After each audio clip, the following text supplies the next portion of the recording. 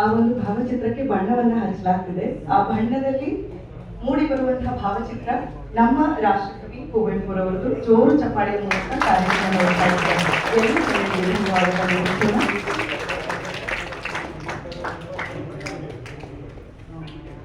ಕನ್ನಡ ಭಾಷೆಗೆ, ಕನ್ನಡ ಸಾಹಿತ್ಯಕ್ಕೆ ರಂಗನ ತಂದವರು ಕುವೆಂಪುರವರು.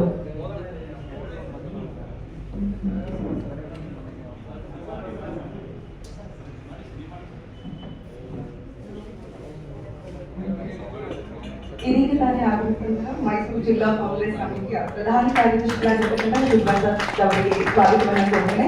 ಹಾಗೆಯೇ ಬರಹಗಾರರಂತಹ ರಾಹುಲ್ ಕುಮರಳ್ಳಿ ಅವರ ತಂದೆ ತಾಯಿಯವರು ರಾಜೇಶ್ವರಿ ಅವರು ಹಾಗೂ ರಂಗರಾಮರವರು ಕಾರ್ಯಕ್ರಮಕ್ಕೆ ಆಗಮಿಸಿದ್ದಾರೆ. ಅವರಿಗೂ ಕೂಡ ಸ್ವಾಗತವನ್ನ ಕೋರ್ತೇನೆ.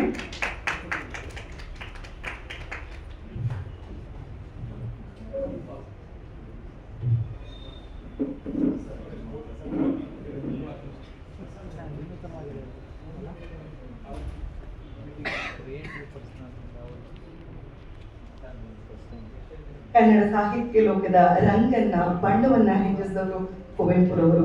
ಈ ದಿನ ಅವರ ಒಂದು ಭಾವಚಿತ್ರಕ್ಕೆ ಬಣ್ಣವನ್ನ ಹಚ್ಚೋದ್ರ ಮೂಲಕ ಈ ಕಾರ್ಯಕ್ರಮವನ್ನ ನಿಜವಾಗಿಯೂ ಬಹಳ ಪ್ರಮುಖವಾಗಿ, ಅದ್ಭುತವಾಗಿ, ವಿಶಿಷ್ಟ ರೀತಿಯಲ್ಲಿ ಉದ್ಘಾಟನೆ ಮಾಡಲಾಗ್ತಾ ಇದೆ. ಉದ್ಘಾಟನೆಯನ್ನು ನೆರವೇರಿಸಿದ ಎಲ್ಲ ಕನ್ನಡ ವ್ಯಕ್ತಿಗಳಿಗೂ ಧನ್ಯವಾದಗಳು. ಇದೀಗ ಭಾವಚಿತ್ರಕ್ಕೆ ಪುಷ್ಪ